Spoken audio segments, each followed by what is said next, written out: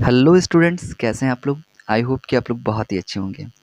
एक बात तो आपने सुना है ना कि किसी चीज़ को अगर पाना चाहते हो तो उसे पाने के लिए पागलपन के हद तक जाना पड़ता है। जी बिल्कुल, अगर कोई चीज़ आपको चाहिए, आप उसके प्रति डेडिकेटेड हैं और आप उससे रास्ता नहीं भटका रहे हैं, यानी कि दूसरी ओर ध्यान नहीं दे रहे हैं, तो एक दिन आपको सफलता ज़रूर मिलेगी। किसी ने सही कहा है कि अगर किसी चीज़ को पूरे दिल से चाहो तो पूरी कायनात तुम्हें उससे मिलाने में लग जाती है। आज हम लोग इसी सिलसिले को जारी रखते हुए सीयूईटी सामान्य ज्ञान का एक बहुत अच्छा लेसन स्टार्ट करने वाले हैं। आज हम लोग सामान्य विज्ञान यानी कि जनरल साइंस को कवर करने वाले हैं। बहुत ही इंपॉर्टेंट क्वेश्चंस जहां से आपको डायरेक्ट एग्जाम में क्वेश्चंस देखने को मिलेंगे, उन प्रश्नों के साथ हम प्रेजेंट हुए हैं। आप लोग पूरे वीडियो को अच्छी तरह से देखिए। एक बार देखकर आप गैलरी में सेव भी कर सकते हैं वीडियो को, या तो फास्ट फॉरवर्ड करके 2-3 बार देख सकते हैं। इससे क्या होगा कि आपका नॉलेज भी बूस्ट होगा और साथ में आप क्वेश्चंस को बार-बार देखने से आपके दिमाग में 4 ऑप्शंस के बाद एक आंसर तो रिकॉल हो ही जाएगा। तो चलिए स्टार्ट करते हैं पहले क्वेश्चन के साथ। पहला क्वेश्चन कहता है, स्वयं कणों के वास्तविक संचलन के बिना पदार्थ द्वारा ऊष्मा का स्थानांतरण। क्या कहता है, आप ध्यान दीजिएगा कि स्वयं कणों के वास्तविक संचलन के बिना पदार्थ द्वारा ऊष्मा का स्थानांतरण, तो इसे क्या कहते हैं? तो इसे ही कहते हैं चालकता। ऑप्शन नंबर ए चालकता इसका सही आंसर हो जाएगा। नेक्स्ट क्वेश्चन को चलते हैं। क्वेश्चन नंबर 2 देखिएगा क्या कहता है। कहता है विद्युत तंतु में प्रयुक्त तत्व है, यानी कि विद्युत तंतु में कौन सा तत्व प्रयोग करते हैं? तो आपको पता ही होगा कि फिलामेंट जो है ना, वो टंगस्टन का बना होता है। ठीक है, आपने बल्ब देखा होगा, विद्युत बल्ब, उसके अंदर जो फिलामेंट रहता है ना, ये फिलामेंट जो है ये फिलामेंट टंगस्टन का बना हुआ रहता है। आगे चलते हैं क्वेश्चन नंबर 3 की ओर। ध्यान दीजिएगा, सारे प्रश्न महत्वपूर्ण हैं, आपको ध्यान से देखना है और सारे प्रश्नों को माइंड में सेट करते चलना है। सारे प्रश्न आपके हो जाएंगे तो ऑटोमेटिक आपका सीयूटी एग्जाम भी क्लियर हो जाएगा। क्वेश्चन नंबर 3 की ओर चलते हैं। क्वेश्चन नंबर 3 कहता है, वैसलीन लेपिज सुई क्षैतिज स्थिति से जल पृष्ठ पर धीरे धीरे डुबोई जाती है तो तैरती हुई प्रतीत होती है। यह घटना का उदाहरण है। आप जब किसी सुई को जल में डुबाएंगे आस्ते से, तो थोड़ा देर के लिए तैरना शुरू कर देगा, तैरता हुआ प्रतीत होता है। तो ये क्यों होता है, ऐसा क्यों होता है? ठीक है, ये आपको आंसर करना है। तो सही आंसर क्या हो जाएगा? ये आर्किमिडीज के सिद्धांत के अनुसार होता है। ऑप्शन नंबर सी, आर्किमिडीज का सिद्धांत इज द राइट आंसर। आगे चलते हैं क्वेश्चन नंबर 4 की ओर। क्वेश्चन नंबर 4 देखिएगा क्या कहता है। क्वेश्चन नंबर 4 कहता है कि तेल दीप में बत्ती का तेल के कारण ऊपर उठता है। तेल दीप से जो है ना, बत्ती से जो तेल उठता है ऊपर की ओर, किस कारण से उठता है? तो आपको याद रखना है, ये कोशिका क्रिया के कारण आगे उठता है। ऑप्शन नंबर बी कोशिका क्रिया इज द राइट आंसर। आगे चलते हैं नेक्स्ट क्वेश्चन के। क्वेश्चन नंबर 5 देखिए। क्वेश्चन नंबर 5 भी इंपॉर्टेंट है, सारे प्रश्न इंपॉर्टेंट है। आपको सारे प्रश्नों का नोट बनाते चलना है और साथ साथ में इनका रिवीजन भी बार बार लगाना है। कहता है कि पराश्रव्य तरंगे क्या है? तो सही आंसर क्या हो जाएगा? इसका सही आंसर हो जाएगा ऑप्शन नंबर सी, यानी कि श्रव्य आवृत्ति परास से उच्च आवृत्ति वाली तरंगे। देखिए हम लोग का जो कान है ना, वो 20 हर्ट्ज से 20,000 20 के हर्ट्ज तक सुन सकता है। अब देखिए, ये के का अर्थ है हजार, याद रखिएगा। तो इससे ज़्यादा ऊपर का जो साउंड है ना, उसको पराश्रव्य कहते हैं। इसके नीचे का जो साउंड होगा उसको अश्रव्य कहेंगे, और इसके रेंज में जो होगा 20 से 20,000 के रेंज में, उसको श्रव्य कहते हैं। तो क्या कहता है? श्रव्य आवृत्ति परास से उच्च आवृत्ति वाली ध्वनि तरंगों को पराश्रव्य तरंग कहते हैं। Option number C right answer. Question number 6 क्या कहता है? देखिए क्वेश्चन नंबर 6 इंपॉर्टेंट है। कहता है कि बोफोर्ट मापक्रम को मापने के लिए प्रयुक्त होता है। तो बोफोर्ट मापक्रम किसको मापने के लिए उपयुक्त होता है? तो हवा की गति को मापने के लिए हम लोग बोफोर्ट मापक्रम का उपयोग करते हैं। क्वेश्चन नंबर 7 की ओर चलते हैं। क्वेश्चन नंबर 7 क्या कहता है, ध्यान दीजिएगा। 7 कहता है, नीचे दिए गए 4 माध्यमों में से उस माध्यम को पहचानिए जिससे होकर ध्वनि तीव्रतम गति से यात्रा करती है। तो आपको बताना है कि 4 जो माध्यम दिए गए, इसमें से किस माध्यम में ध्वनि सबसे ज़्यादा स्पीड से मतलब ट्रैवल करेगी? तो ईंट, आपको पता होगा ध्वनि ना पहले ठोस में सबसे ज़्यादा ट्रैवल करती है, उसके बाद द्रव, उसके बाद गैस में। तो यहाँ सबसे ज़्यादा ठोस क्या है? ईंट है, तो सही आंसर ईंट हो जाएगा। नेक्स्ट क्वेश्चन नंबर 8 की ओर देखिए। क्वेश्चन 8 क्या कहता है? न्यूटन के किस नियम से बल की परिभाषा प्राप्त होती है? देखिए ये क्वेश्चन अक्सर पूछा जाता है, तो इसका सही आंसर क्या हो जाएगा? प्रथम नियम से, पहले नियम की से बल की परिभाषा प्राप्त होती है। पहला नियम क्या कहता है? जब तक किसी वस्तु पे बाह्य असंतुलित बल कार्य नहीं करेगा, तब तक वो अपनी गति की अवस्था या विराम की अवस्था को बनाए रखेगा। यानी कि एक्सटर्नल फोर्स अगर यूज़ करेंगे तो ही वो मूव करेगा, वरना वो जैसा है वैसा ही रहेगा। तो बल की परिभाषा कहाँ से मिलती है? पहले नियम से, यानी कि option number A is the right answer. चलिए आगे चलते हैं क्वेश्चन नंबर 9 की ओर। 9 क्या कहता है, देखिए ध्यान दीजिएगा कि किसी पदार्थ का वह केंद्र जहां उसका संपूर्ण भार प्रभावी होता है क्या कहलाता है? कोई पदार्थ है, उसको अगर हैंग कर दे तो किसी पॉइंट से वो हैंग होगा, कोई केंद्र बिंदु होगा जहां पे उसका सारा भार, सारा मास कंजर्व रहेगा, तो उस केंद्र को क्या कहेंगे, उसे क्या कहा जाता है? तो इसका सही आंसर क्या हो जाएगा? ऑप्शन नंबर डी गुरुत्व केंद्र, यानी कि गुरुत्व केंद्र इसका सही आंसर हो जाएगा। भार की बात होगी तो गुरुत्व केंद्र आंसर हो जाएगा, option number D. Question number 10 क्या कहता है, ध्यान दीजिएगा। मोटर वाहन के पीछे का दृश्य देखने वाले दर्पण होते हैं। आपने बाइक देखा होगा ना, बाइक में ये जो हैंडल है इसका, इसमें जो दर्पण लगा होता है वो कौन सा दर्पण होता है, आपको ये आंसर करना है। तो आपको तो पता ही होगा, ये उत्तल दर्पण होता है, आपने 10th क्लास में पढ़ा भी है। आगे चलते हैं क्वेश्चन नंबर 11 की ओर। क्वेश्चन नंबर 11 कहता है प्रकाश वर्ष किसका एकक है? तो आपको पता होगा प्रकाश वर्ष दूरी का एकक है, ऑप्शन नंबर सी दूरी इज द राइट आंसर। तारे, ग्रह, नक्षत्र, जितने सारे बड़ी बड़ी चीजें होती है ना, उनकी दूरियों को मापने के लिए किसका उपयोग करते हैं? तो प्रकाश वर्ष का उपयोग करते हैं। इसलिए आपको ध्यान में रखना है प्रकाश वर्ष जो है वो दूरी का ही मात्रक है। चलिए आगे चलते हैं नेक्स्ट क्वेश्चन की ओर, क्वेश्चन नंबर 12 की ओर चलते हैं। क्वेश्चन नंबर 12 क्या कहता है, देखिएगा। कहता है कि प्रतिध्वनि ध्वनि तरंगों के कारण उत्पन्न होती है। प्रतिध्वनि जो है ना वो किस प्रकार की तरंगों के कारण उत्पन्न होती है? तो सही आंसर होगा ऑप्शन नंबर सी, यानी कि परावर्तन के कारण। जब ध्वनि जाएगी, साउंड जब ट्रेवल करते करते करते जाएगा और कहीं टकराएगा, टकरा के जब बैक करेगा ना, तो आपको जो साउंड सुनाई देगा उसको प्रतिध्वनि कहते हैं। अक्सर आप अब जब हॉल में रहते हैं, बड़े कमरे में रहते हैं, तो वहाँ देखिएगा आवाज़ गूंजता है। क्यों गूंजता है? क्योंकि वो दीवारों से टकरा कर आपके कान में वापस आता है। तो परावर्तन के कारण प्रतिध्वनि उत्पन्न होता है। मैं एक्सप्लेनेशन के साथ सारी चीज़ों को बता रहा हूँ। कारण ये है कि अगर आप आर्ट्स बैकग्राउंड से भी हैं और आपने अगर जनरल टेस्ट रखा है तो आपके प्रश्न नहीं छूटेंगे। चलिए आगे चलते हैं क्वेश्चन नंबर 13 की ओर। क्वेश्चन नंबर 13 क्या कहता है, लॉ ऑफ फ्लोटिंग का सिद्धांत किसने दिया था? यानी कि तैरने का जो नियम है ना, कोई चीज़ क्यों तैरता है, ठीक है। तो हमने क्या बताया था, अगर जल की बात कर ले हम लोग, लिक्विड में अगर किसी चीज़ का घनत्व जल के घनत्व से ज़्यादा होगा तो वो डूब जाएगा, जल के घनत्व से कम होगा तो वो तैरेगा, और बराबर होगा तो वो डूबते हुए तैरेगा। ऐसा हमने पढ़ा है। तो लॉ ऑफ फ्लोटिंग का सिद्धांत किसने दिया था ये आपको बताना है। तो आपको पता ही होगा, आर्किमिडीज ने लॉ ऑफ फ्लोटिंग का सिद्धांत दिया था। Archimedes is the right answer.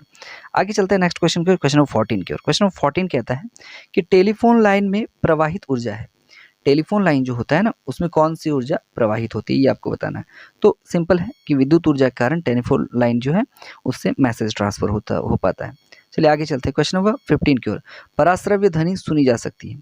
पराश्रव्य ध्वनि जो है ना वो सुनी जा सकती है, तो किसके द्वारा? मनुष्य तो नहीं सुन सकता भाई, माइक्रोफोन की सहायता से भी नहीं सुन सकते हैं, और उपरोक्त में से कोई नहीं होगा क्योंकि कुत्ता इसका सही आंसर हो जाएगा।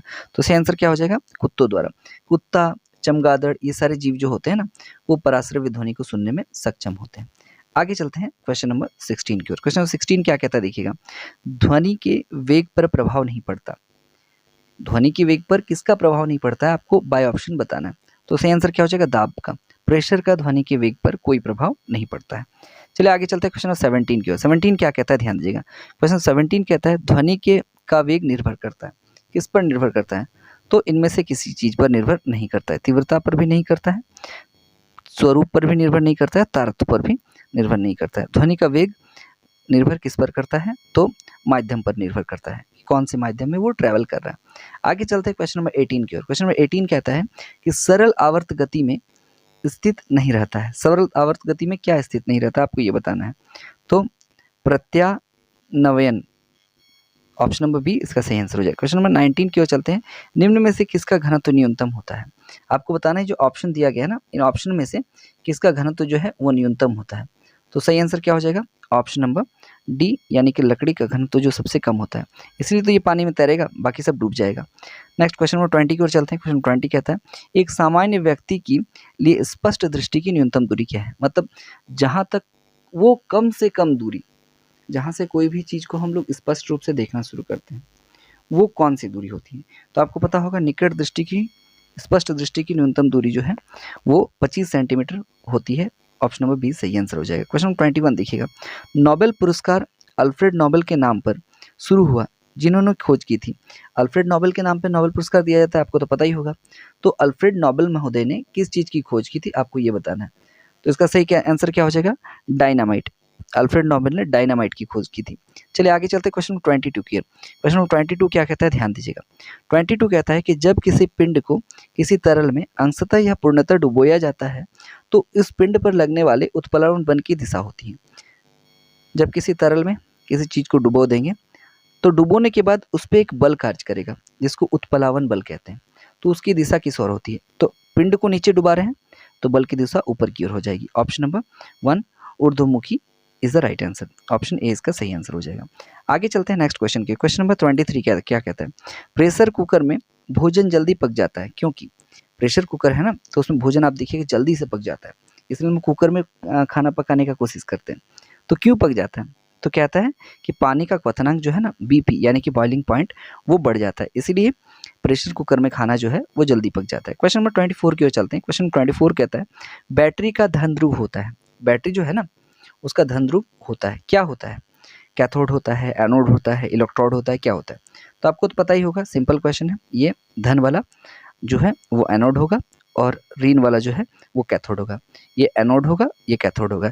इसमें कैटायन होता है, इसमें एनायन होता है, इसमें धनावेश होता है, इसमें ऋणावेश होता है, याद रखना है। चलिए आगे चलते हैं क्वेश्चन नंबर 25 की ओर। क्वेश्चन नंबर 25 देखिएगा, इंपॉर्टेंट क्वेश्चन है। सारे क्वेश्चन का जो कलेक्शन है वो बेहतरीन से बेहतरीन जगहों से, अच्छे स्पेशल बुक से और इंटरनेट के विशेष वेबसाइटों के माध्यम से निचोड़ कर बनाया गया है। तो आप पूरे अच्छे से इसको कवर कीजिए, आपके संभावित प्रश्न इसी से आएंगे। आगे चलते हैं क्वेश्चन नंबर 25 की ओर। कहता है कि स्वचालित वाहनों में प्रयुक्त इलेक्ट्रोड या प्रयुक्त हाइड्रोलिक ब्रेक निम्न में से किस सिद्धांत पर कार्य करता है। आपने देखा होगा जो ऑटोमेटेड जो वाहन होते हैं इसमें हाइड्रोलिक ब्रेकिंग सिस्टम होता है, तो किस सिद्धांत पे कार्य करता है। तो आपको याद रखना है हाइड्रोलिक ब्रेकिंग सिस्टम जो है ना वो पास्कल के सिद्धांत पे काम करता है, यानी कि ऑप्शन नंबर सी पास्कल नियम इज द राइट आंसर। चलिए आगे चलते हैं क्वेश्चन नंबर 26 की ओर। क्वेश्चन नंबर 26 क्या कहता है, ध्यान दीजिएगा। 26 कहता है कि विखंडन की क्रिया या प्रक्रिया उत्तरदायी होती है। विखंडन की जो प्रक्रिया होती है वो उत्तरदायी होती है, तो किस लिए, एटम बम में ऊर्जा मुक्त करने के लिए। देखिए जब हम लोग विखंडन करते हैं ना तो न्यूट्रॉन क्या करता है, एक न्यूट्रॉन जाके यूरेनियम से टकराता है। यूरेनियम में टकराएगा जब वो परमाणु से, तो उसमें तो एनर्जी निकलेगा, साथ में 3 न्यूट्रॉन और निकलेंगे, फिर ये 3 निकालेगा, फिर 3 तो 3 के मल्टीपल में ये रिएक्शन होता चला जाएगा। ठीक है, तो विखंडन की प्रक्रिया जो होती है यही एटम बम का सिद्धांत है। और एटम बम की खोज का सिद्धांत किसने दिया था, ऑटो हन और स्ट्रासमैन ने दिया था, आपको ध्यान रखना है। क्वेश्चन नंबर 27 की ओर चलते हैं। सारे प्रश्न महत्वपूर्ण हैं और आपको सारे प्रश्नों के उत्तर सही से करने हैं। क्वेश्चन नंबर 27 देखिए क्या कहता है। कहता है कि यदि चुंबकीय छड़ के उत्तरी तथा दक्षिणी ध्रुव के पास प्रति चुंबकीय पदार्थ लाया जाए तो यह, अगर हम चुंबकीय छड़ है, ठीक है, इसके उत्तरी और दक्षिण ध्रुव के पास में कोई प्रति चुंबकीय पदार्थ लेते हैं तो क्या होगा, समझ में आ रहा है। तो ऐसे स्थिति में क्या होता है, तो ध्रुवों पर प्रतिकर्षित होता है, ध्रुवों द्वारा ये क्या होता है, प्रतिकर्षित होता है या विकर्षित होता है। Option number B is the right answer. चलिए आगे चलते हैं नेक्स्ट क्वेश्चन नंबर 28 की ओर। क्वेश्चन 28 क्या कहता है, ध्यान दीजिएगा। एक व्यक्ति उन वस्तुओं के चित्र कैमरा फिल्मों के प्रयोग से ले सकता है जो आंख से स्पष्ट दिखाई नहीं पड़ता। यह निम्नलिखित में से निम्नलिखित के लिए स्वीकार्य है। होता कोई एक व्यक्ति है जो कैमरा से वो चीज़ें ले सकता है, वो चीज़ों को फोटो खींच सकता है जो आंख से हम लोग देख नहीं सकते हैं, तो ये किस कंडीशन में सेटिस्फाई करेगा। तो सही आंसर क्या हो जाएगा, अवरक्त किरणें, अगर इंफ्रारेड रेज का यूज़ करते हैं तो। क्वेश्चन नंबर 29 क्या कहता है, ध्यान दीजिए। क्वेश्चन नंबर 29 कहता है कि जब हमें कोई ध्वनि सुनाई पड़ती है तो हम इसके स्रोत का अनुमान लगा सकते हैं। कोई साउंड सुने तो हमको पता करना है कि भाई किस चीज़ का साउंड हो, तो कैसे अनुमान लगाएंगे। तो इसका सही आंसर क्या हो जाएगा, ध्वनि की तीव्रता से। ध्वनि की तीव्रता इज द राइट आंसर। तीव्रता से ही पता चलता है कि भाई ये किस चीज़ का साउंड है। क्वेश्चन नंबर 30 की ओर चलेंगे। सारे प्रश्न जो हैं इंपॉर्टेंट है, आप बनाते चलिए, मजा लेते चलिए। 30 कहता है कि क्रिया प्रतिक्रिया का नियम है। किसका नियम है भाई, तो आपने तो सिंपल पढ़ा होगा, ये न्यूटन ने दिया था क्रिया प्रतिक्रिया का, न्यूटन का 3rd लॉ।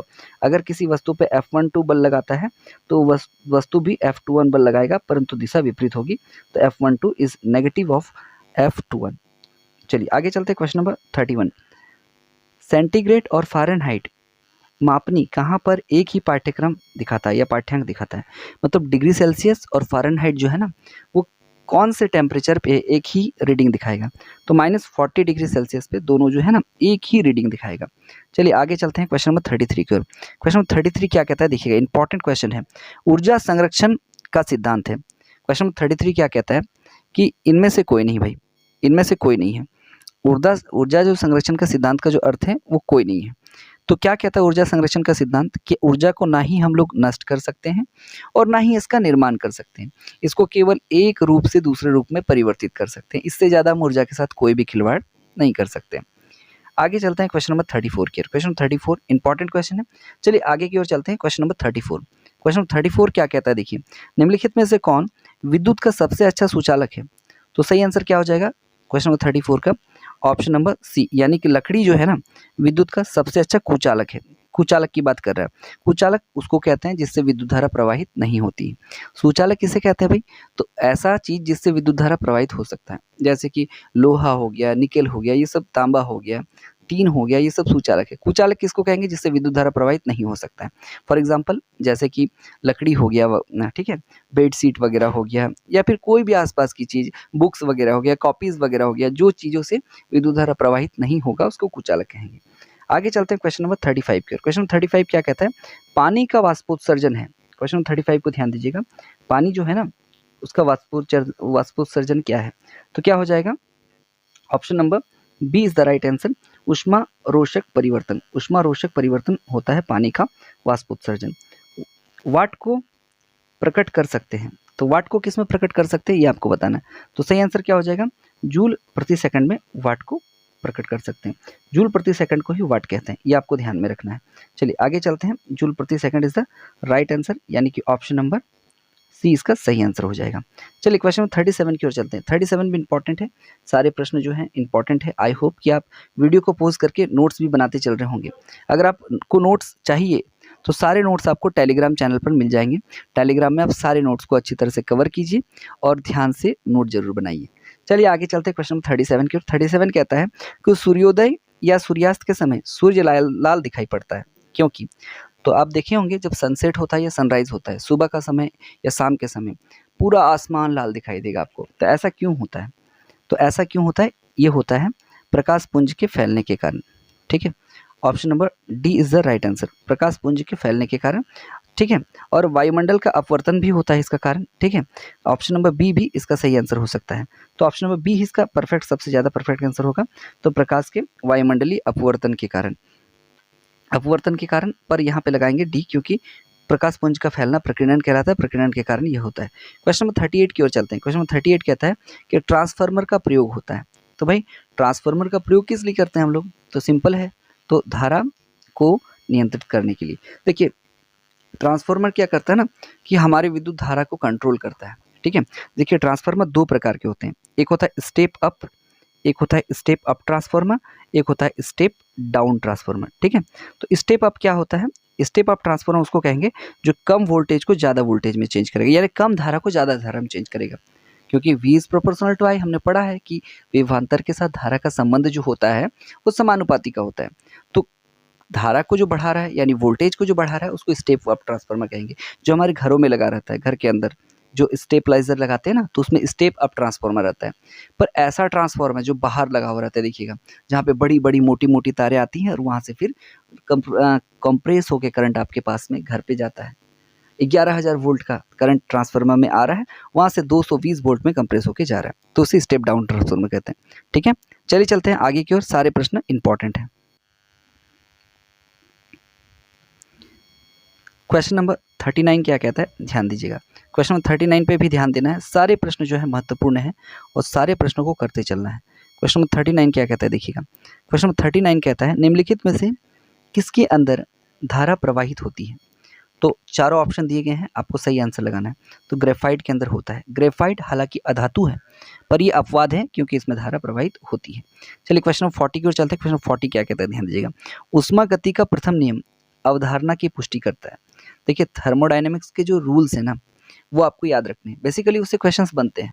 पर अगर आप आर्ट्स के बैकग्राउंड से हैं, आपने जनरल टेस्ट रखा है, जनरल साइंस के क्वेश्चंस बन रहे हैं, तो आपको सीधे इन प्रश्नों को रट लेना है कि ऊष्मागतिकी का जो प्रथम नियम है वो अवधारणा की पुष्टि करता है। कौन सी? तो ऊर्जा संरक्षण की अवधारणा की। और ऊर्जा संरक्षण क्या है? मैंने अभी आपको बताया कि ऊर्जा को ना तो सृजन कर सकते हैं, ना तो विनाश कर सकते हैं, केवल उसको कन्वर्ट कर सकते हैं वन टू अदर मतलब पोजिशन में। समझ में आ रहा है? चलिए आगे चलते हैं क्वेश्चन नंबर 41 की ओर। अल्कोहल में निहित है। अल्कोहल में क्या रहता है भाई? तो सबको पता होगा, कार्बन रहता है, हाइड्रोजन रहता है, ऑक्सीजन रहता है, OH रहता है ना, ठीक है।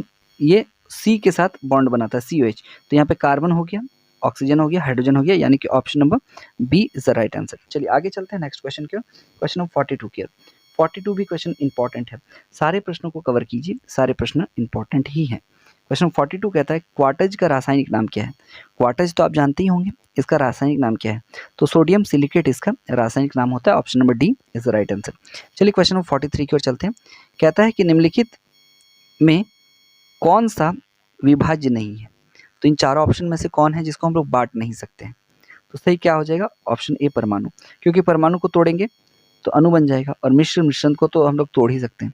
तो परमाणु अणु से टूटकर बना होता है, ठीक है, पर परमाणु को फिर तोड़ नहीं सकते हैं। परमाणु के अंदर के अवयव की स्टडी कर सकते हैं, ठीक है, पर अविभाज्य नहीं है। कौन सा? तो परमाणु अविभाज्य नहीं है। क्वेश्चन नंबर 14 देखिएगा, इंपॉर्टेंट क्वेश्चन है। क्वेश्चन नंबर 44 क्या कहता है? 44 कहता है पदार्थ के आणविक भार की गणना का मापन करके की जाती है। किसका मापन करके? पदार्थ के आणविक भार की गणना की जाती है। तो आपको पता ही होगा कि वाष्प घनत्व, यानी कि option number B is the right answer, वाष्प घनत्व। चलिए आगे चलते हैं क्वेश्चन नंबर 45 की ओर। सीसा तत्व रासायनिक प्रतीक क्या है? सीसा यानी कि लेड, आपको पता ही होगा। तो इसका रासायनिक चिन्ह क्या है आपको ये बताना है। तो सीसा का रासायनिक चिन्ह होता है Pb। इसका जो लैटिन नाम होता है ना वो प्लम्बम होता है, इसी के कारण सीसा को Pb से इंडिकेट करते हैं। आगे चलते हैं नेक्स्ट वन, क्वेश्चन नंबर 46 की ओर। इमली में कौन सा अम्ल पाया जाता है? 46 कहता है कि इमली में कौन सा अम्ल पाया जाता है? तो आपको पता होगा इमली में टार्ट्रिक अम्ल पाया जाता है, चाय में टैनिक मिलता है, ठीक है, दही में लैक्टिक मिलता है, चींटी के डंक में फॉर्मिक या मेथनोइक अम्ल मिलता है।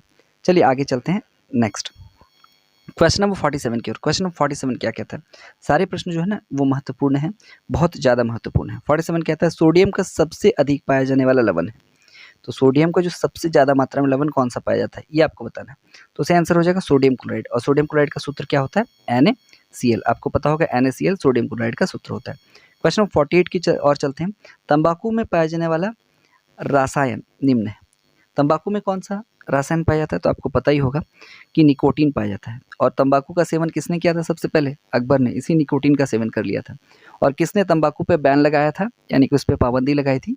ये आपको कमेंट सेक्शन में बताना है। चलिए आगे चलते हैं क्वेश्चन नंबर 49 की ओर। क्वेश्चन नंबर 49 कहता है कि निम्न में से सबसे बड़ा कण कौन सा है? तो इलेक्ट्रॉन जो है वो सबसे बड़ा है, प्रोटॉन उससे छोटा होता है, न्यूट्रॉन उससे छोटा है, और पॉजिट्रॉन तो सबसे छोटा होता है। चलिए आगे चलते हैं क्वेश्चन नंबर 50 की ओर। क्वेश्चन नंबर 50 की ओर ध्यान दीजिएगा, 50 भी इंपॉर्टेंट क्वेश्चन है।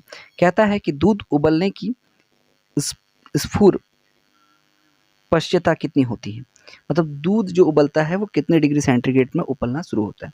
तो 100 डिग्री सेल्सियस, क्योंकि दूध एक प्रकार का लिक्विड है पानी जैसा, और पानी तो 100 डिग्री में उबलता है ना, दूध भी 100 डिग्री में ही उबलेगा। Option number C 100 degree Celsius is the right answer. चलिए क्वेश्चन 51, सूखी बर्फ है। सूखी बर्फ किसे कहते हैं? तो ठोस कार्बन डाइऑक्साइड, ठीक है, इसको सूखी बर्फ कहते हैं। फॉर्मूला क्या होता है? D2O सूखा बर्फ होता है। क्वेश्चन नंबर 52 के चलते हैं। 52 क्या आता है? ध्यान दीजिएगा कि निम्नलिखित में से किस में रासायनिक परिवर्तन होता है? कौन सा है? तो सभी में, यानी कि लोहे में जंग लगना हो, लकड़ी का जलना हो, लकड़ी का अपघटन हो, सभी जितने सारे हैं ऑल टू ऑल रासायनिक परिवर्तन है। क्वेश्चन नंबर 53 कहता है, 53 क्या कहता है? देखो एस्बेस्टस, 53 नंबर देखिएगा, एस्बेस्टस क्या है? तो आपको पता ही होगा एस्बेस्टस जो है इसका सही आंसर हो जाएगा रेसा युक्त खनिज, यानी कि ऑप्शन नंबर बी एस्बेस्टस रेसा युक्त खनिज है। चलिए आगे चलते हैं क्वेश्चन नंबर 54 देखिएगा, 54 पे फोकस कीजिएगा। कहता है कि पोर्टलैंड सीमेंट के मुख्य संघटक हैं। पोर्टलैंड सीमेंट जो होता है उसमें कौन कौन सी चीज़ें पाई जाती हैं? तो ऑप्शन नंबर डी इसका सही आंसर हो जाएगा लाइम, सिलिका और एल्यूमिना। याद रखिए लाइम, सिलिका और एल्यूमिना जो है वो पोर्टलैंड सीमेंट में पाया जाता है। आगे चलते हैं नेक्स्ट क्वेश्चन की ओर, क्वेश्चन नंबर 55 की ओर। 55 कहता है कि दिन के समय पौधे, क्या होगा इसका सही आंसर आपको बता। क्वेश्चन 55 का सही आंसर क्या होगा? ऑप्शन नंबर ए, दिन के समय कार्बन डाइऑक्साइड लेते हैं और ऑक्सीजन छोड़ते हैं। दिन के समय पौधे क्या करते हैं, कार्बन डाइऑक्साइड लेते हैं और ऑक्सीजन छोड़ते हैं। क्वेश्चन नंबर 56 की ओर ध्यान दीजिएगा। 56 क्या कहता है? क्वेश्चन नंबर 56 कहता है, इंपॉर्टेंट क्वेश्चन है, सारे आप नोट भी बनाते चलिए और 56 नंबर क्वेश्चन को हम लोग रीड करते हैं फटाक से। कहता है कि निम्नलिखित में से कौन सी निष्क्रिय गैस है? तो सही आंसर क्या हो जाएगा? ऑप्शन नंबर सी, आर्गन जो है वो निष्क्रिय गैस है। अच्छा, निष्क्रिय गैस कौन से ग्रुप में आता है ये आपको बताना है, ठीक है। चलिए आप कमेंट कीजिए कौन से ग्रुप में आता है। नेक्स्ट क्वेश्चन नंबर 57 देखिए, सोल्डर किसकी मिश्र धातु है? तो ये बहुत इंपॉर्टेंट क्वेश्चन है, बार बार पूछा जाता है। तो टीन और सीसा की मिश्र धातु को सोल्डर कहते हैं। Option number D is the right answer. Question number 58 देखिएगा, फेरिक ऑक्साइड में लोहे की संयोजकता है। फेरिक ऑक्साइड में लोहे की संयोजकता कितनी है? भाई अगर आप आर्ट्स डिपार्टमेंट से ना, तो कुछ क्वेश्चंस को आप याद ही रख लीजिए। इन क्वेश्चंस को अगर आप कॉन्सेप्ट में जाइएगा तो आपको बहुत ज़्यादा टाइम वेस्ट करना होगा, और जनरल टेस्ट में आपको याद ही रखना है, क्योंकि आपको एक ऑप्शन दिया जाएगा, 4 ऑप्शन में से एक सही ऑप्शन लगाना। तो सही आंसर क्या हो जाएगा? +3 होती है इसकी संयोजकता। चलिए आगे चलते हैं क्वेश्चन नंबर 59 की ओर। वायुमंडल क्या है? तो आपको पता होगा, इस सिंपल क्वेश्चन है, आपको पता ही होगा, आपने छोटे क्लास से पढ़ा होगा कि वायुमंडल क्या है। तो ऑप्शन नंबर सी, एक मिश्रण है, गैसों का मिश्रण। बहुत सारे गैस होते हैं। क्वेश्चन नंबर 60 की ओर देखिएगा। क्वेश्चन नंबर 60 क्या कहता है? क्वेश्चन नंबर 60 कहता है कि एस्कर्बिक एसिड इन सभी में से सबसे अधिक किस में पाया जाता है? तो एस्कर्बिक एसिड जो है ना, वो ऑप्शन नंबर सी यानी कि आंवला में सबसे ज़्यादा पाया जाता है। खट्टे चीज़ों में ना एस्कर्बिक एसिड पाया जाता है, और विटामिन सी जो होता है ना, उसी को एस्कर्बिक एसिड के नाम से जानते हैं। आगे चलते हैं क्वेश्चन नंबर 61। बड़ा क्वेश्चन है पर इंपॉर्टेंट है, ध्यान दीजिएगा, ध्यान से सुनिएगा। 4 एक जैसी केतलियों के आधार समान मोटाई वाली विभिन्न धातुओं से बने हैं, जिनमें समान मात्रा में जल आता है। यदि इन केतलियों में से एक जैसे तरीके से एक जैसी अग्नि यानी कि ताप पर रखते हैं, तो जल सबसे पहले किस धातु की बनी हुई केतली में उबलेगा? मतलब 4 अलग अलग टाइप का केतली लिया हुआ है। केतली का जो आधार है ना, नीचे का जो आधार होता है, वो अलग अलग धातु का बना हुआ है। तो किस धातु में रखा हुआ पानी को अगर हम लोग गर्म करें तो वो जल्दी उबलने लगेगा? तो सही आंसर क्या हो जाएगा? Option number B, copper. Copper ना हीट को बहुत जल्दी एब्जॉर्ब करता है, इसलिए अगर कॉपर धातु में हम लोग रखेंगे ना, तो बहुत जल्दी उबलने लगेगा। चलिए आगे चलते हैं क्वेश्चन नंबर 62 की। क्वेश्चन नंबर 62 क्या कहता है? देखिए, कहता है कि हीरे में 4 कार्बन एक दूसरे से अनुबंध हैं, किस प्रकार से अनुबंधित होते हैं? ठीक है, तो सही आंसर क्या हो जाएगा? Option number A, tetrahedral. Tetrahedral structure बनाता है हीरा कार्बन के साथ मिलकर। चलिए क्वेश्चन नंबर 63 की ओर चलते हैं। क्वेश्चन नंबर 63 क्या कहता है? देखिएगा, निम्नलिखित में से कौन सी प्रक्रिया हाइड्रोजन गैस उत्पन्न करती है? तो सही आंसर क्या हो जाएगा? ऑप्शन ए, जल का विद्युत अपघटन। यानी कि जानते हैं कि जल को जब विद्युत अपघटित किया जाता है तो उसमें से कौन सी गैस निकलती है? हाइड्रोजन गैस निकलती है। क्वेश्चन नंबर 65 की ओर चलते हैं। क्वेश्चन 65 क्या कहता है? देखिए, कहता है कि उत्प्रेरक के संबंध में निम्नलिखित में से कौन सा कथन सही है? 65 को आप थोड़ा सा अच्छी तरह से फोकस कीजिए, मैं जूम आउट कर रहा हूँ। 65 को फोकस कीजिएगा, कौन सा कथन जो है वो सही है। तो पहला कहता है कि वह प्रक्रिया की दर बढ़ाता है, उत्प्रेरक के बारे में बात कर रहे हैं, यानी कैटलाइस्ट के बारे में बात हो रहा है। दूसरा कहता है कि वो सक्रिय ऊर्जा को बढ़ाता है, एक्टिवेशन एनर्जी को बढ़ाता है। वो सक्रिय ऊर्जा को घटाता है, एक्टिवेशन एनर्जी को लेस कर देता है, घटा देता है। वह प्रतिक्रिया में खर्च हो जाता है। तो इसका सही आंसर क्या होगा? सही आंसर है ऑप्शन नंबर बी, यानी कि 1 और 2। यानी कि वो प्रतिक्रिया की दर को भी बढ़ाता है और एक्टिवेशन एनर्जी को भी बढ़ाता है। यहाँ पे 1 और 2 होगा, ऑप्शन नंबर 20 का सही आंसर है। चलिए आगे चलते हैं क्वेश्चन नंबर 66 की ओर। 66 क्या कहता है? जस्ता चढ़ने की प्रक्रिया में लौह चादर किससे लेपित किया जाता है? जो हम लोग जो जस्ता जिंक कोटिंग करते हैं, तो लौह चादर किससे लेपित होता है? तो आपको पता होगा, जिंक से ही, यानी कि जस्ता से ही होता है। जसत लेपन के नाम से जानते हैं, जिंक कोटिंग कहते हैं उसको, है ना। क्वेश्चन नंबर 67 देखिएगा, डायनामाइट यानी कि डायनामाइट में मुख्य रूप से होता है। डायनामाइट जो इतना ज़्यादा जो एक्सप्लोडिंग चीज़ है, उसमें मुख्य रूप से क्या होता है ये आपको बताना है। तो सही आंसर क्या हो जाएगा? ऑप्शन नंबर बी, नाइट्रोग्लिसरीन होता है डायनामाइट में। चलिए आगे चलते हैं क्वेश्चन नंबर 68 की ओर। 68 क्या कहता है कि निम्नलिखित कथन को ध्यानपूर्वक पढ़िए। कथन को तो पढ़ना है और कौन सा सही है आपको बताना है। तो देखिए, कहता है कि 100 डिग्री सेल्सियस पर उबलते हुए पानी व 100 डिग्री सेल्सियस पर भाप में ऊष्मा की बराबर मात्रा होती है। बर्फ में पिघलने की गुप्त ऊष्मा जल के वाष्पीकरण की गुप्त ऊष्मा के बराबर होती है। तीसरा कहता है, एयर कंडीशनर में ऊष्मा कमरे की वायु से इवेपोरेटर कॉइल्स में ली जाती है और कंडेंसर कॉइल पर दी जाती है। उपरोक्त कथन में से कौन सा यह कथन सही है या है?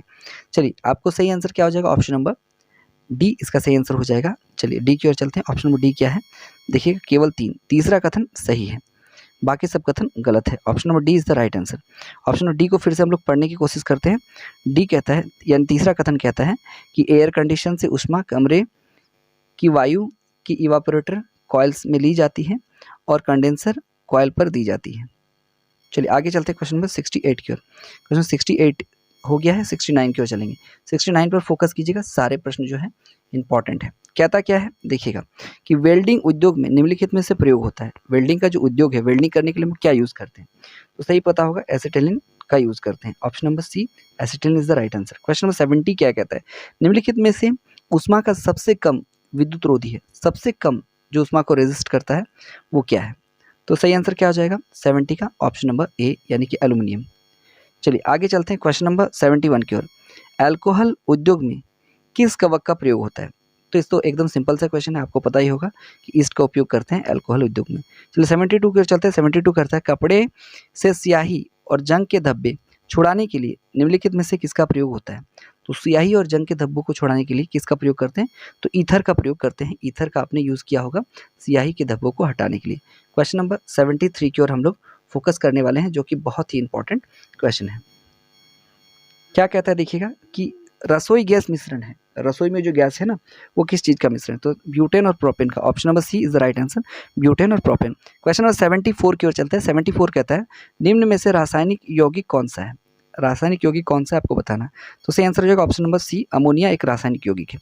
75 की ओर चलते हैं। वाष्प भट्टी में किसके आयरन ऑक्साइड अपचयित होते हैं, तो सही आंसर क्या हो जाएगा 75 का ऑप्शन नंबर बी यानी कि कार्बन के आयरन ऑक्साइड जो है वो अपचयित होते हैं। क्वेश्चन नंबर 76 की ओर चलते हैं। 76 क्या कहता है, पेट्रोलियम की गुणवत्ता प्रदर्शित की जाती है किससे, जो पेट्रोलियम की जो गुणवत्ता है उसको हम लोग प्रदर्शित कर सकते हैं, तो क्वेश्चन नंबर 76 का सही आंसर हो जाएगा ऑक्टेन नंबर से, यानी कि option number C octane number इसका सही आंसर हो जाएगा। क्वेश्चन नंबर 77 देखिएगा, आदर्श गैस की ऊर्जा आधारित होती है, किस पर आधारित होती है, ये आपको बताना है। आदर्श गैस की जो ऊर्जा है, तो सही आंसर क्या हो जाएगा, तापमान पर आधारित होती है। ऑप्शन नंबर सी तापमान, temperature is the right answer. Question number 78 की ओर ध्यान दीजिएगा, हीरा है यानी कि डायमंड क्या है, तो सही आंसर हो जाएगा शुद्ध कार्बनिक क्रिस्टल, प्योर कार्बन क्रिस्टल है हीरा, आपको ध्यान में रखना है। क्वेश्चन नंबर 79 की ओर चलते हैं। 79 भी इंपॉर्टेंट है। क्या कहता है देखिएगा 79 कहता है कि वर्ष 1899 में अल्फा और बीटा पार्टिकल की खोज किसने की थी, तो ये तो सिंपल सा क्वेश्चन है, आपने बार बार सुना होगा कि अर्नेस्ट रदरफोर्ड ने अल्फा और बीटा पार्टिकल की खोज की थी। अल्फा कणों से इन्होंने प्रहार किया था एक गोल्ड प्लेट पर और नाभिक का खोज किया था। चलिए आगे चलते हैं क्वेश्चन नंबर 80 की ओर। 80 कहता है जंग से बचने के लिए लोहे व इस्पात पर कलाई चढ़ाने के लिए किस पदार्थ का प्रयोग करते हैं, तो जंग से बचने के लिए ना हम लोग किस चीज़ का लेप करते हैं, किस चीज़ का प्रयोग करते हैं, तो सही आंसर हो जाएगा जस्ता का, जसत लेपन करते हैं। चलिए आगे चलते हैं क्वेश्चन नंबर 81 की ओर। 81 कहता है लाल रुधिर कणिका में बनती है, क्या बनती है, तो सही आंसर हो जाएगा अस्थि मज्जा। अस्थि मज्जा में रेड ब्लड सेल्स जो है वो बनता है, और ब्लड सेल्स कहाँ पे, प्लीहा में जाके खत्म होता है। चलिए आगे चलते हैं 82 की ओर। क्वेश्चन नंबर 82 क्या था, मानव कोशिका में निहित है, तो क्या निहित है भाई, तो सही आंसर हो जाएगा ऑप्शन नंबर सी यानी कि 46 गुणसूत्र। 23 जोड़ी कह लीजिए, 23 जोड़ी कह लीजिए या 46 कह लीजिए, दोनों ही सही है। क्वेश्चन नंबर 83 की ओर चलते हैं। आपने अभी तक नोट बनाना शुरू कर दिया होगा और नोट्स को आप अच्छे से बार बार रिवीजन कर लीजिएगा। आपको अगर इसका पूरा पीडीएफ चाहिए तो आप टेलीग्राम से जुड़ जाइए, वहाँ पे सारे पीडीएफ आपको अवेलेबल हो जाएंगे। आप जब से जुड़ेंगे उसके बाद से लेकर आपको सारे पीडीएफ आपको शो होने लगेंगे। क्वेश्चन नंबर 83 की ओर चलते हैं। 83 कहता है कि निम्नलिखित में से कौन सा रोग विषाणु के कारण होता है, तो सही आंसर क्या हो जाएगा ऑप्शन नंबर ए, चेचक जो है ना वो विषाणु के कारण होता है, बाकी जो है वो जीवाणु के कारण होता है। टीबिया अस्थि में होती है, टीबिया अस्थि में क्या होती है भाई, तो आपको पता ही होगा ऑप्शन नंबर सी यानी कि पैर होती है। आगे चलते क्वेश्चन 85 कहता है कि बैरियम मील के लिए प्रयुक्त होता है, बैरियम मील किसके लिए प्रयुक्त होता है आपको ये बताना है, तो सही आंसर हो जाएगा पोषण नाल की एक्सकिरण के लिए बैरियम नील का प्रयोग किया जाता है। क्वेश्चन नंबर 86 की ओर चलते हैं। क्वेश्चन नंबर 86 क्या कहता है, इसे आपको ध्यान देना है। कहता है कि कोशिका के 4 अवयवों में से उस कोशिका को पहचानिए जो पौधों की कोशिकाओं में पाई जाती है किंतु जानवर की कोशिकाओं में नहीं, तो सही आंसर क्या हो जाएगा, जो पौधों की कोशिकाओं में पाया जाता है और जानवर की कोशिकाओं में नहीं पाया जाता है, तो क्या है, कोशिका कला। Option number B is the right answer. Question number 87 की ओर चलते हैं। 87 कहता है कि मानव रक्त में वे छोटी चक्रिकाएं जो रक्त को आतंच करने वाला पदार्थ उत्पन्न करती हैं, क्या कहलाती है? छोटी रक्त चक्रिकाएं जो होता है, जो रक्त को आतंचित करती हैं, वो क्या कहलाती है, आपको ये बताना है। तो सही आंसर क्या हो जाएगा? बिंबाणु। ऑप्शन नंबर सी, बिंबाणु is the right answer. Question number 88 की ओर चलते हैं कि रुधिर में ग्लूकोज की मात्रा का बढ़ना क्या कहलाता है? तो आपको पता ही होगा कि जब ग्लूकोज बढ़ जाता है तो उसे शुगर यानी कि डायबिटीज या मधुमेह कहा जाता है। तो option number B is the right answer. Question number 89 की ओर चलते हैं। क्वेश्चन नंबर 89 क्या कहता है, इस पर थोड़ा सा फोकस कीजिएगा। 89 कहता है कि निम्नलिखित में से किसे कीट कहते हैं? तो आपको पता ही होगा कि ये सभी कीट हैं। चींटी हो गया, तिलचट्टा हो गया, खटमल हो गया, इन सभी को कीट कहा जाता है। क्वेश्चन नंबर 90 की ओर चलते हैं। क्वेश्चन नंबर 19 कहता है विश्व में सबसे बड़ा और सबसे भारी स्तनपायी कौन सा है? तो आपको तो पता ही होगा कि सबसे बड़ा और भारी स्तनपायी है वो नील व्हेल है, समुद्र का नील व्हेल, जो कई हाथियों को भी निगल सकता है, ऐसा आपने बहुत बार सुना होगा। चलिए आगे चलते हैं क्वेश्चन नंबर 91 की। BCG के टीके किस रोग के विरोध में लगाए जाते हैं? तो BCG का जो टीका होता है वो ट्यूबरकुलोसिस यानी कि टीबी के इलाज में लगाया जाता है BCG का टीका। आगे चलते हैं क्वेश्चन नंबर 92 की ओर। 92 कहता है कि पौधे में जल के ऊपर की ओर गति निम्न कहलाती है। पौधे में जो जल होता है ना, वो नीचे से ऊपर की ओर गति करता है, तो ये गति क्या कहलाता है पौधे में, ये आपको बताना है। तो इसका सही आंसर क्या हो जाएगा? इसका सही आंसर हो जाएगा बिल्कुल option number D is the right answer, यानी कि रसारोहण कहलाता है। चलिए आगे चलते क्वेश्चन 93 की ओर। 93 कहता है निम्नलिखित में से किस में विटामिन डी पाया जाता है? तो ये तो बहुत सिंपल सा क्वेश्चन है, आपको पता ही होगा कि मछली लीवर के तेल में विटामिन डी पाया जाता है, पालक में विटामिन ए पाया जाता है, ठीक है। पनीर और दूध में विटामिन कौन सा पाया जाता है? ये भी विटामिन डी, कैल्शियम ही पाया जाता है, थोड़ा कम मात्रा में, पर मछली के लीवर में विटामिन डी बहुत ज़्यादा मात्रा में पाया जाता है, ठीक है। चलिए इसमें कैल्शियम पाया जाता है पनीर और दूध में। क्वेश्चन नंबर 94 की ओर चलते हैं। 94 क्या कहता है? अफीम पौधे के किस भाग में बनाया जाता है? तो अफीम जो है ना, वो पौधे के फूल में बनता है, फूल से अफीम बनता है। चलिए आगे चलते हैं क्वेश्चन नंबर 95 की ओर। सारे प्रश्न महत्वपूर्ण हैं, सारे प्रश्न आपके लिए बहुत ही ज़्यादा जरूरी भी हैं। डीएनए किससे संबंधित है? तो सही आंसर क्या हो जाएगा? आरएनए से संबंधित है। डीएनए का फुल फॉर्म क्या होता है? डीऑक्सी राइबोस न्यूक्लिक एसिड होता है। आरएनए का क्या होता है? राइबोस न्यूक्लिक एसिड होता है। ये आपको ध्यान में रखना है, डीएनए और आरएनए का फुल फॉर्म। तो option number A, RNA is the right answer. चलिए 96 की ओर चलते हैं। 96 कहता है कि वैक्स मानव ढांचा आधारित होता है। तो वैक्स मानव के ढांचे में कितनी होती हैं? तो पता ही होगा 206 हड्डियां होती हैं। ऐसे तो 218 बोला जाता है कि बच्चों की हड्डियां होती हैं, पर उम्र के साथ जब बच्चे बड़े होते हैं तो कुछ हड्डियां जुड़ जाती हैं। तो एक वयस्क मानव में ना कुल मिलाकर 206 हड्डियां ही होती है। आगे चलते हैं क्वेश्चन नंबर 97 की ओर। कहता है कि सूर्यमुखी में पुष्पक्रम का प्रकार क्या है? तो सही आंसर क्या हो जाएगा? ऑप्शन नंबर बी, यानी कि कैपिटुलम, यानी कि Mundaka is the right answer. Question number 98 की ओर चलते हैं। 98 कहता है कीटों में निर्मोचन किसके द्वारा नियंत्रित किया जाता है? तो सही आंसर क्या हो जाएगा? कीटों का जो निर्मोचन है ना, उसको नियंत्रित करता है ऑप्शन नंबर सी, यानी कि ecdysone. Ecdysone is the right answer. Question number 99 की ओर चलते हैं। कहता है कि तत्काल ऊर्जा के लिए एक खिलाड़ी को क्या दिया जाना चाहिए? कोई खिलाड़ी है जिसको इंस्टेंट एनर्जी चाहिए, उसके लिए उसको क्या देना चाहिए? तो हम लोग क्या देख सकते हैं? कार्बोहाइड्रेट दे सकते हैं, यानी कि शरबत वगैरह दे दीजिए, कोई मीठा चीज़ दे दीजिए जिसमें कार्बोहाइड्रेट है, तो उसको उसको इंस्टेंट एनर्जी मिलेगा, तत्काल ऊर्जा मिलेगा।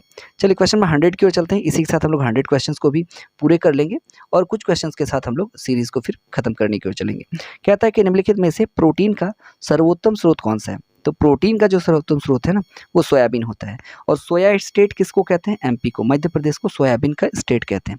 चलिए क्वेश्चन नंबर 101 की ओर चले आ रहे हैं हम लोग। 101 की ओर कहता है ट्रैकोमा रोग किस अंग से संबंधित है? तो आपको तो पता ही होगा, ट्रैकोमा रोग जो है वो आंख से संबंधित होता है, ट्रैकोमा। चलिए आगे चलते हैं क्वेश्चन नंबर 102। निम्नलिखित में से कौन सा हार्मोन नहीं है? तो आपको पता होना चाहिए कि option number D, haemoglobin hormone नहीं है। हीमोग्लोबिन एक रक्त कणिका है जो लाल रक्त कणों के लिए उत्तरदायी होता है, ठीक है। चलिए आगे चलते हैं क्वेश्चन नंबर 103 की ओर। कहता है आनुवांशिकता किससे संबंधित है? तो सही आंसर क्या हो जाएगा? आनुवांशिकता कोड से। आपको पता होगा आनुवांशिकता के लिए जो जेनेटिक कोड होता है वही सबसे ज़्यादा उत्तरदायी होता है। क्वेश्चन नंबर 104 की ओर चलते हैं। 104 क्या कहता है? ध्यान दीजिएगा। कहता है कि सामान्य मानव का रक्तचाप क्या होता है? तो वो तो आपको पता ही होगा, बहुत ही आसान है। सामान्य मानव का जो रक्तचाप है वो 110/80 होता है। कहीं कहीं 120/80 भी लिखा रहता है, पर यहाँ पे ऑप्शन में 110 है, तो 110/80 ही लगाना है। क्वेश्चन नंबर 105 की ओर चलते हैं। 105 105 क्या कहता है? देखिए, निम्न में से किस प्राणी का जीवन काल महत्तम होता है? सबसे ज़्यादा जीवन काल किसका होता है? तो ये तो सबसे आसान क्वेश्चन हो गया। कछुआ जो है ना, वो सबसे ज़्यादा जीवन काल होता है। 500, 600, 200, 300 तो एवरेज ही जीता है कछुआ। 500-600 साल तक ने क्या कछुआ जी लेता है। तो चलिए आगे चलते हैं। मनुष्य का मेरुदंड से संरक्षित है, तो मनुष्य का मेरुदंड जो है ना, वो किससे संरक्षित है? तो कोशेरुक से संरक्षित होता है। ऑप्शन नंबर बी, कोशेरुक is the right answer. Question number 107 की ओर चलते हैं। 107 कहता है, यदि कोई व्यक्ति दोषपूर्ण द्विपर्दी वाल्व से पीड़ित है तो उसका शरीर का कौन सा अंग रोगग्रस्त है? क्या कहता है? दोषपूर्ण द्विपर्दी वाल्व से अगर पीड़ित है तो उसका कौन सा अंग जो है, बॉडी का कौन सा ऑर्गन है जो इफेक्टेड रहेगा? तो सही आंसर क्या हो जाएगा? ऑप्शन नंबर बी, फुसफुस इफेक्टेड रहेगा। ऑप्शन नंबर बी, फुसफुस इज द राइट आंसर। चलिए आगे चलते हैं। क्वेश्चन नंबर 108 की ओर। कहता है, श्वसन के दौरान सर्वाधिक मात्रा में ली गई गैस होती है। तो श्वसन के दौरान कौन सी गैस लेते हैं भाई? तो सिंपल पता है सभी को। तो सर्वाधिक मात्रा में ली गई गैस क्या होती है? नाइट्रोजन होती है। ठीक है, नाइट्रोजन होती है क्योंकि वायुमंडल में सबसे ज़्यादा क्या पाया जाता है? नाइट्रोजन पाया जाता है ना। तो हम लोग सबसे नहीं चाहते हुए भी नाइट्रोजन सबसे ज़्यादा ले लेते हैं, पर हम लोग का बॉडी जो है वो ऑक्सीजन को यूज़ करता है, बाकी को यूज़ नहीं करता है। चलिए आगे चलते हैं। क्वेश्चन नंबर 109 की ओर। चलिए चलते हैं 109 नंबर क्वेश्चन। कहता है कि आयोडीन की कमी से निम्न में से कौन सा रोग होता है? तो ये तो सबसे सिंपल क्वेश्चन है, आपने छोटे क्लासेस में पढ़ा है 5-6 में। घेंगा रोग जो होता है ना, वो आयोडीन की कमी से होता है। ऑप्शन बी, घेंगा इज द राइट आंसर। चलिए 110 क्वेश्चन नंबर की ओर चलते हैं। 110 कहता है कि पके हुए अंगूरों में होता है। तो पके हुए अंगूरों में क्या होता है भाई? तो इसका सही आंसर हो जाएगा ऑप्शन नंबर डी, ग्लूकोज होता है। इसी के साथ हमने 110 सवाल कंप्लीट कर लिए हैं जनरल साइंस के। आपको इससे कम से कम 5 से लेकर 20 तक सवाल इंपॉर्टेंट तौर पर तो देखने मिल ही जाएंगे। अगर आपने इस पूरे सेशन को अच्छे से कवर नहीं किया, फिर से एक बार कवर कीजिए, वीडियो को अच्छी तरह से देखिए, टेलीग्राम को ज्वाइन कीजिए, पूरे अच्छे से मेहनत कीजिए। क्लासेस में अगर आप प्रेजेंट रहते हैं, अगर मुझे ऑफलाइन क्लासेस से आप मेरे जुड़े हैं, तो ज़रूर से आपको पता होगा कि मैं इनका रिवीजन कैसे कराता हूँ। तो आपको अच्छी तरह से डेडिकेटेड हो जाना है। CUT की क्लासेस जो रेगुलर चल रही है ऑफलाइन और ऑनलाइन के माध्यम से, उसे अटेंड करना है और लग जाना है, डेडिकेटेड हो जाना है, आपका CUT क्वालिफाई हो जाएगा। मिलते हैं फिर नेक्स्ट किसी एक इंटरेस्टिंग वीडियो में। तब तक के लिए good bye and thank you.